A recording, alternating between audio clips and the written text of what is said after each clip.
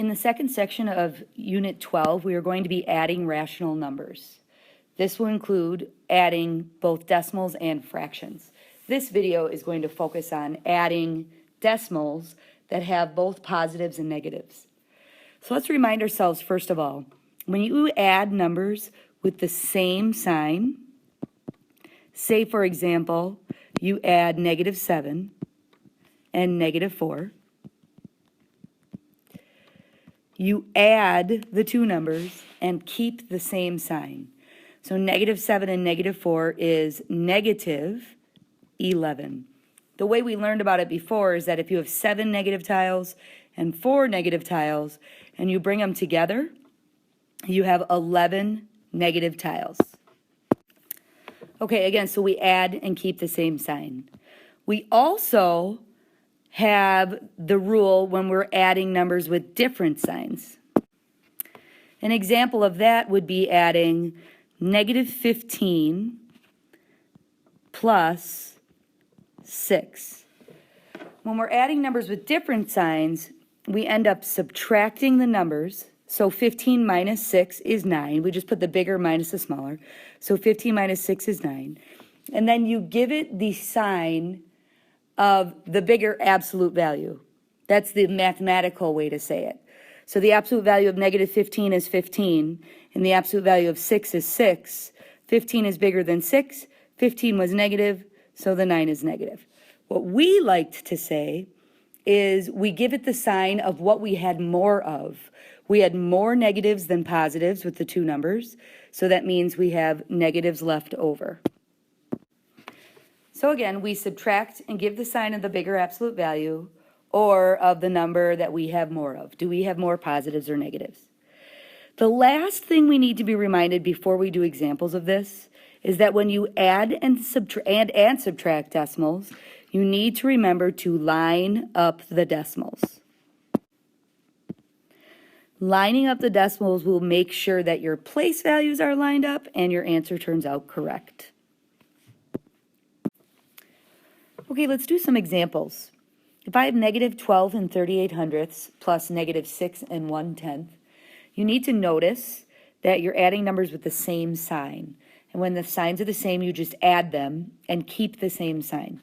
So when you're writing your addition problem, the 12.38 plus the 6.1, you need to line up those decimals, and we're adding because the signs are the same. You'll notice I do not have the negatives in the problem as I'm adding them. You can put a 0 here if you'd like. 8 plus 0 is 8. 3 plus 1 is 4. The decimal goes straight down in adding and subtracting decimal problems. 2 plus 6 is 8, and 1 plus nothing is 1. When I do write my final answer, I have to remember that it's -18 and 48/100ths. Okay, so let's look at example B. We have 25 and 7/10ths plus -14 and 15/100ths. Now I'm adding numbers with different signs. When the signs are different, you need to subtract. But we do need to make sure we put the bigger number on the top for our subtraction problem.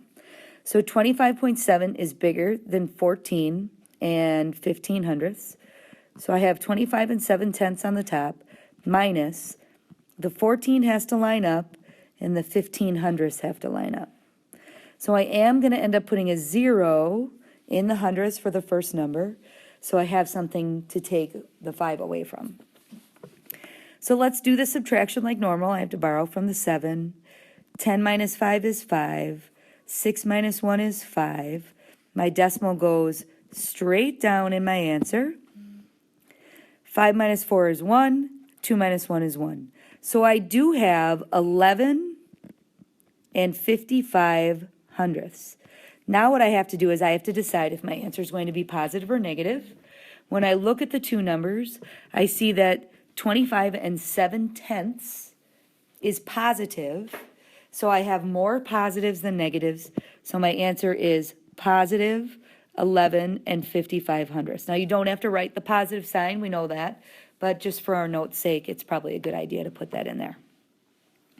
Let's move on to example C. We have -4 plus 6 and 38 hundredths. So again, my signs are different, and when my signs are different, I need to subtract. I put the bigger number on the top for my subtraction.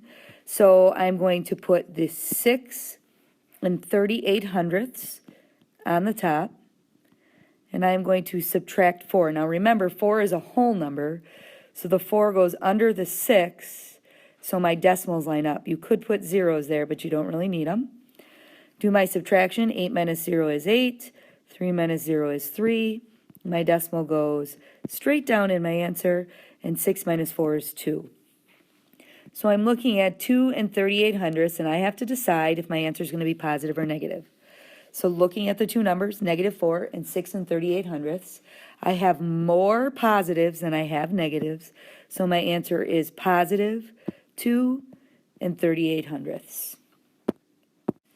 Our last example adds 3 decimal numbers. Now remember, when we did this in the past, what we did was we made sure to add the like signs first, and then from there we added the unlike signs. So I'm actually going to start with the -79 hundredths, and I'm going to add it to the -5.8. I'm going to put the 5.8 on the top just because it has a whole number, and I'm going to line it up with the 79 hundredths. I add that, I get 9, 15, my decimal goes straight down in my answer. I carried the 1 over, and 5 and 1 is 6. So I have 6 and 59 hundredths, but because I added numbers with the same sign, it's -6 and 59 hundredths. So now I have that number, -6 and 59 hundredths, and I have to add it to +2 and 41 hundredths. Now those signs are different. So in this problem, I'm going to subtract, putting the bigger number on the top and the smaller number on the bottom. Subtract, I get 8, 1. My decimal goes straight down, and 6 minus 2 is 4. Now looking at those two numbers, I had -6 and 59 hundredths and +2 and 41 hundredths. I have more negatives than positives this time, so that means my answer is negative. So I get -4 and 18 hundredths as my final answer. All right, now you're going to try this out yourself. Good luck.